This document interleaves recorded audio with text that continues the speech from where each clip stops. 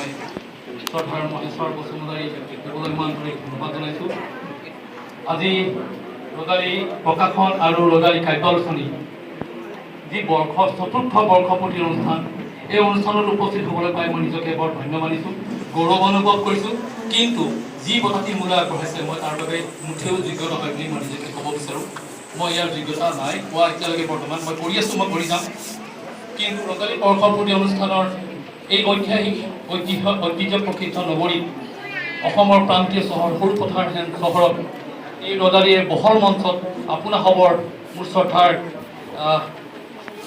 দৰ্শকবৃন্দৰ সন্মুখত আই মাতৃসকল আছে, সকলোৰে সন্মুখত মোৰ পিতৃ সমতুল্য আছে, তেখেতসকলৰ সন্মুখত মোৰ বাইদেউ সকলোৰে সন্মুখত এই এখন বহল মঞ্চত আমাৰ সদৌ অসম সাহিত্য সভাৰ প্ৰধান সম্পাদক মহোদয় লগতে মঞ্চত উপবিষ্ট বিশিষ্ট অতিথিসকলৰ সন্মুখত এই বঁটাটি ল'বলৈ পাই মই সঁচাকৈ আৱেগিক হৈ পৰিছোঁ। এনেকুৱা এখন বহল সমাজ মই জীৱনত পোৱা নাছিলোঁ। মই মোৰ কৰ্ম কৰি গৈ আছিলোঁ বিগত বহু বছৰ ধৰি আৰু অনাগত দিনতো কৰি যাম। মই নীৰৱে কৰি আছোঁ, কৰি যাম। প্ৰচাৰ মাধ্যমৰ যোগেদি মই মোৰ যাত্ৰা অব্যাহত ৰাখিছোঁ। হাজাৰ বাধা বিপদ বিঘিনি আহি যাওঁ, মই মোৰ কৰ্ম মই স্থগিত কৰি নাৰাখোঁ। তেখেতসকলে ৰদালি প্ৰকাশন গোষ্ঠীৰ তৰফৰ পৰা মোলৈ যি বঁটা আগবঢ়ালে, এয়া মোৰ কাৰণে যোগ্য নহয়, এয়া কাৰ্বি আংলং জিলাবাসীৰ বাবে গৌৰৱৰ বিষয় বুলি কওঁ। কাৰণ কেলৈ এই বঁটা কাৰ্বি আংলং জিলাবাসীৰ আশীৰ্বাদ, বিশেষকৈ ডিফুৰবাসীৰ বা মই ডিফুৰ বাসিন্দা, সেই গতিকে ডিফুবাসীৰ যিসকল ব্যক্তিয়ে এইখিনি আশীৰ্বাদ বা সহায় সহযোগিতা আগবঢ়ালে মোলৈ, এই বঁটাটি ল'বলৈ মই তেখেতসকলৰ আশীৰ্বাদ অবিহনে মই বঁটাটি ল'বলৈ নিশ্চয় সক্ষম নহ'লোহেঁতেন।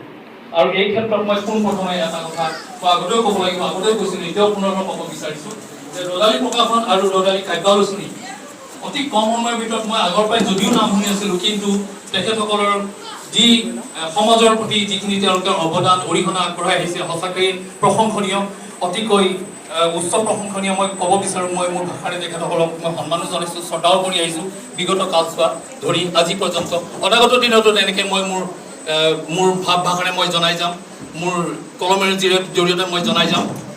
তেখেতসকলে মোক যে এইখিনি স্থান দি মোক যোগ্য বুলি ভাবিলে, তাৰ কাৰণে মই তেখেতসকলৰ ওচৰত চিৰকৃতজ্ঞ, আজীৱন মই চিৰঋণী হৈ ৰ'ম।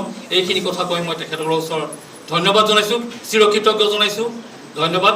জয়টো ৰদালি প্ৰকাশন গোষ্ঠী, জয়টো ৰদালি কাব্য আলোচনী, জয় অসম। ধন্যবাদ। ধন্যবাদ জনাইছোঁ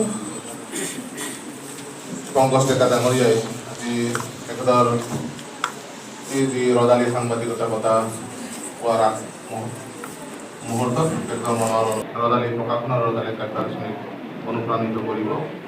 আমি পৰৱৰ্তী